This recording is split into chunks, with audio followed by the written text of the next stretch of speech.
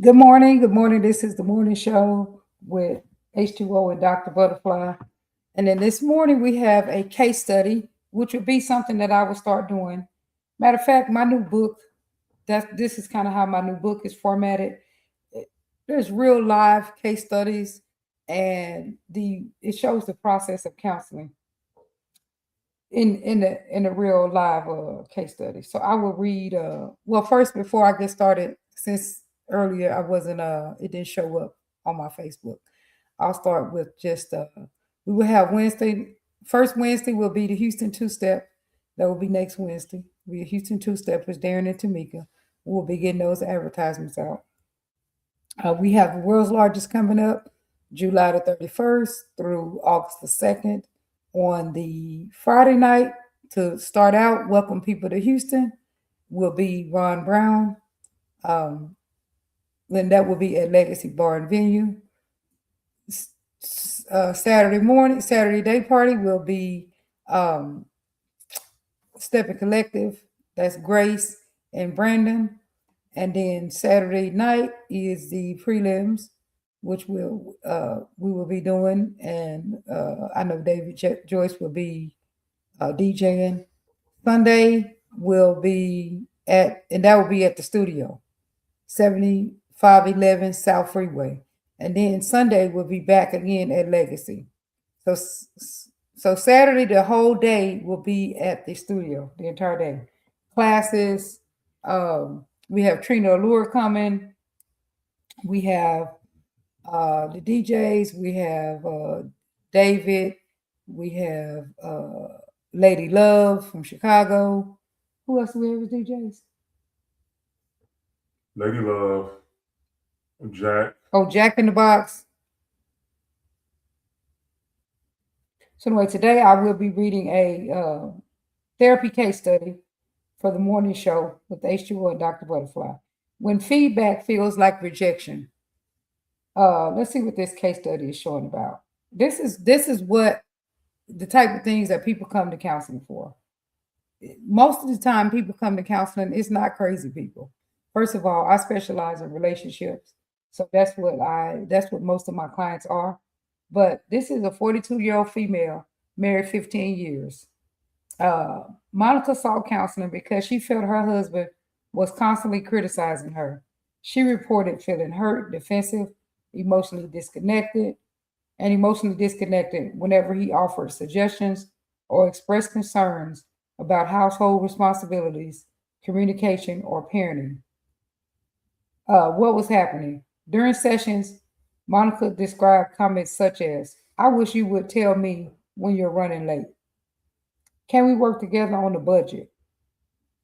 I feel ignored when you're on the phone during dinner, which this would be very nice if people actually came to people like this, but this is typically not. In real life, this is not how most people come to people. In real life, that I wish you would tell me when you're running late would have been, you always late, and you you don't communicate. You always late and you don't, or you just always late. It won't say what the person wish. This is how I actually try to teach people how to have positive communication, is to say something like this. I wish you would tell me when you're running late. Because that tells a person how to fix a problem. But that's typically not how people actually come to people. I wish you would tell me when you're running late. That's not how people do. That would be a more positive communication style. Can we work together on a budget? See, something like that, that would be, instead of people saying, yeah, all you do is spend money, you know, we never can save anything because you constantly spend money on frivolous stuff that you don't actually need. Hey, Devin, turn the kitchen light off on frivolous things you don't actually need. That's how people actually come to people. A positive communication, a way to have positive communication would be to say this: can we work together on a budget? And then the next one is, I feel ignored when you're on your phone during dinner. That's a positive communication tool. But usually the way people come at people is just say, you don't spend no time with me, you don't have time for me, you always got better things to do. I don't feel like a priority. I'm not important to you, this kind of thing. I thought you were supposed to be coming on the thing. What are you doing? Um, Something totally my different? camera blocked. Oh, okay. Although her husband viewed these requests for change, you can go on your phone, can't you? Monica interpreted them as personal attacks. Her typical response was to become defensive, withdrawn emotionally, or counterback by pointing out his flaws. Over time, both partners felt unheard and resentful. So that's what the case study that the computer gave me, but that's not a true case study because that's not how people come to counseling. People come to counseling usually because they are just complaining. They're not making requests. This is actually making requests, which is a good thing, but that's usually not what happens. So the clinical observation. As therapy progressed, it became clear that Monica had experienced significant criticism growing up. Her father frequently pointed out mistakes and rarely offered praise.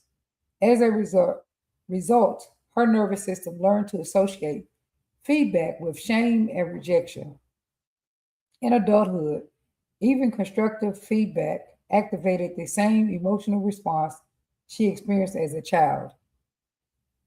And usually, when people are reacting, a lot of times it is based on things that have already happened and not based on what is actually in the moment. And so, one of the things that I do teach is learning how to accept feedback, and not just learning how to accept feedback, but learning how to elicit feedback, like ask for feedback. How is everything going? How am I doing? So anyway, let's see if it's H2O got any thoughts about this the case where the husband was telling her that you know that she's getting home late and she don't tell him when, or if she's running late, she don't let him know she's running late. He's giving her feedback, but she is feeling rejected when he gives her feedback, Um, when he complains about it. Which complaining is still a form of feedback, but it's just not the brick. It's not the best form of feedback. But complaining is a form of feedback. But he's saying that stuff like you spend too much money, you be on your phone too much. Well, you ain't involved in it anyway, so well, the thing is, no, I'm here. I'm trying to get my camera up. You see, it says it's blocked. right. Browser blocked it.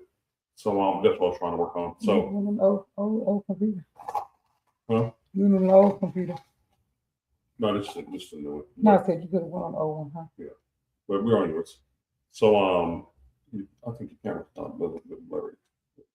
Oh, probably. Like, so, in this type of situation where feedback is not being heard by him, and she's thinking that he's complaining, and she's not adapting to feedback. Is that what we're talking about? Yeah, like he's telling her you be on your phone too much.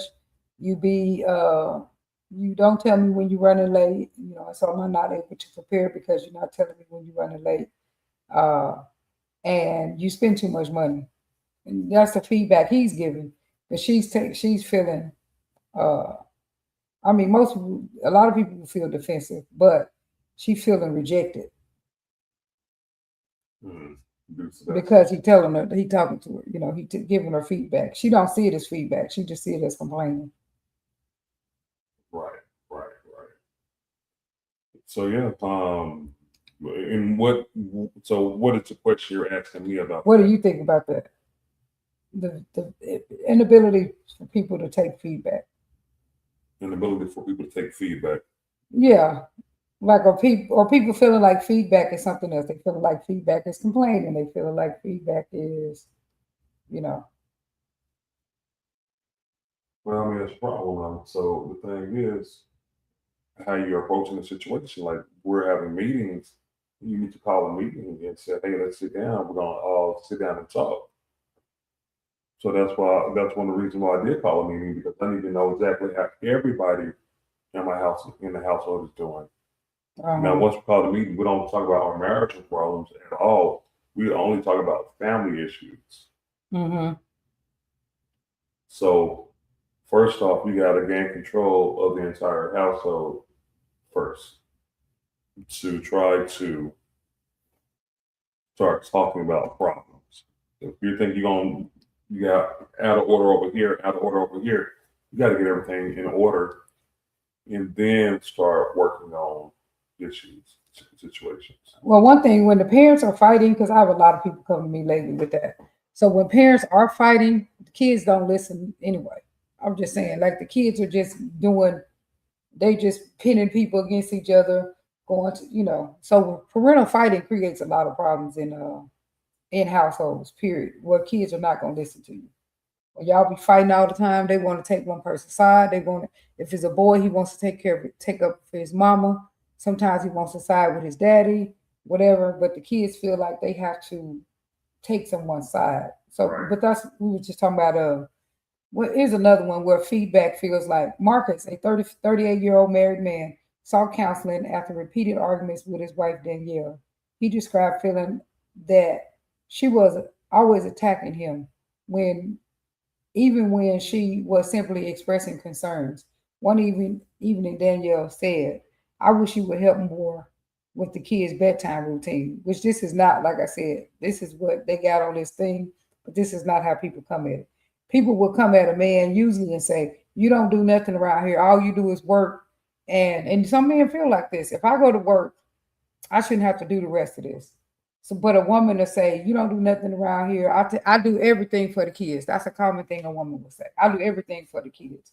And I always tell women that you can't say you do everything for the kids because, I mean, if the man is working, he is providing financial support. So you're not doing everything. You just took like 100% of his credit away, of the credit away. Now you could say, like this person said, I wish you would help more with the kids' bedtime routine. That is a positive level of communication where you have broke down exactly what could help. But that's not what people do. What people do is say, you don't, I do everything for the kids. I do all the home, what they'll just say that they'll say, you don't contribute to the kid, to helping with the kids. Right. So what if a person say that? If you live with a woman and y'all raising the family and they say you don't do anything to contribute to helping with the kids, what does that feel like? So it depends if it's true. See, I do it all. See, I do it all when it comes. I do everything. When it comes to the kids, I do everything. I mean, it depends. So that could be somewhat true, though. It could be, but I always tell women you're not doing everything if a man. Yeah, they're not doing everything, but if a man pay the lights, the water, half of the mortgage or all the mortgage, then you can't say you're doing everything because actually you're not doing everything. Correct. You could feel like a single parent. The woman would be like, well, I feel like I'm a single parent. Well, you're not a single parent because single parents are also paying the bills by themselves. Right, and they are absolutely doing everything by themselves as well. So there's a difference. You know what I'm saying? But you can feel like that. Okay, is it true? So it's not true when they saying that. So I say because you have taken that happens. This is a common case. The ladies will say he don't do anything around here. You can't say he don't do anything if he's working and paying bills. Right. Because there are single women, there are single parents, and you can't compare yourself to a single parent if you have someone paying the mortgage. Correct. Would you agree? Yeah. Because a single parent is paying the mortgage and doing everything for the kids. Yeah. There's a difference. You really just downgraded the single mother because people, ladies say that. That's a common thing for ladies to say. I feel like a single parent. I'm washing the kids' clothes. I'm, doing this. I'm doing that for the kids. I'm the one getting them up from school. I'm the one taking to their doctor's appointment. I'm the one do this and that. The better thing would be like what this thing said. I wish you would help more with the kids' bedtime routine. Is to break it down with what a person can actually help with, rather than saying, I feel like a single parent, I'm doing it all by myself. That's not going to work. Right. Somebody working 16 hours a day, but you say you feel like a single parent. A single parent ain't got a husband working 16 hours a day. Right. Yep. Unless he taking 16 hours a day and drinking and spending the money and they paying no bills. And that would be the downgrade to the single parent. We're not going to say single mother because we have just as many single dads. Well, not many, but we do have single dads, just like we Right. have single mothers. So we're going to say that would be somebody says I'm doing all this by myself, and they're really not. You know, I was doing most of that by myself. I did take care of my mom, so she did watch my kid while I was there. So that's a little different. But whenever someone says they're doing it all by themselves, I mean, and they're married, depending on how the marriage is going. You know, if that person comes home at nighttime and he bypasses his kid, you know, you're not helping with the well-being side of our children. That may be able to be said. You know, Right. something Break it like down. that. You're not helping with this portion of our children, you know. So that And that could be a true statement. right, correct. But what a man will hear a lot of times, if you say pretty much make any kind of complaint, is that if someone points out something I did wrong, this is what the guy's saying. It means I'm feeling. Do you think that's true that a lot of men can feel like that? If someone points out something I did wrong, it means I'm feeling. Okay, I got you. So you said if somebody points at you, no, that don't mean you feeling. That means you just need to really listen and figure out what we're talking about. You know, that's not a fail. That means you need to sit down and listen and figure out, hey, how can we address these situations? I mean, so it's, you know, and some people would feel like, oh, this is a failure. Right, because some people do feel like that. If you can point out anything they did wrong, they feel like they done everything wrong. Nothing I do is never good enough for you. That's a lot of men feel. A lot of men tell me that. Oh, I try to help my wife. She asked me for help. I tried. She still complaining. So nothing I do is ever good enough for her. So I stopped trying. I be telling women that. Like a lot of men had that complaint. I try to do stuff for her, but nothing I do is ever good enough. So feedback is a problem, though. So one of the some things that I find to be a big problem with people is invalidating people. So, you know, when people do have a complaint, you say, a man will say, well, she just keep complaining about stuff that's not important. Right. Okay. What do you say? Take on that. What a man says. She keeps complaining about stuff that's not important. Well, every complaint is something is important to every complaint. You know, something is listening to every complaint. Now, if they keep beating the horse in the ground, keep complaining in the same thing and not allowing you to fix it, that's another scenario. That's another issue. But if she's allowing the individual to be able to fix it, if they breaking it down to what they need, that's good. Right. Because you will call it machine gunning quick. Yeah, absolutely. Yeah, but that'd be one thing. No. You're machine gunning. No. When it's more than one thing and it keeps going on. But that's what gets a lot of people really upset is because they have their own belief that if someone points out something I did wrong, it means I'm not doing a good job. It means I'm failing. They're not seeing anything that I do. They don't talk about the things that I do right. I wish that's just the whole thing that they just feel like, or nothing is too good. That's a common thing that men say. Nothing I do is ever good enough. So then they shut down. You already know. When you hear that, you already know that a man is starting to shut down. Nothing I do is good enough. That don't mean it's not. That just means sometimes a woman will point out the other whatever she wanted to go right. But I be trying to tell women stop pointing out something. If he did it, let him do it his way and let that be good enough. If not, he's not gonna do it, period. So anyway, I'll see y'all later. I'm about to get to some other things that I have going on over here. Some working out in my garden and checking out the backyard. See y'all soon. Bye. See y'all.